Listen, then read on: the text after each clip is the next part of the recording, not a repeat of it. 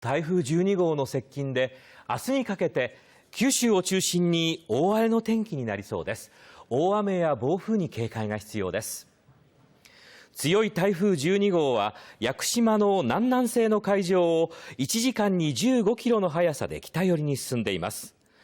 この後も勢力を維持したまま北上を続け、明日にかけて九州にかなり接近し上陸する恐れがあります。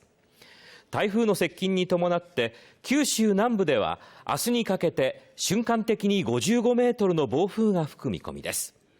また局地的に猛烈な雨が降り、明日の昼にかけての総雨量は300ミリに達する予想です。大雨や暴風、高波に警戒してください。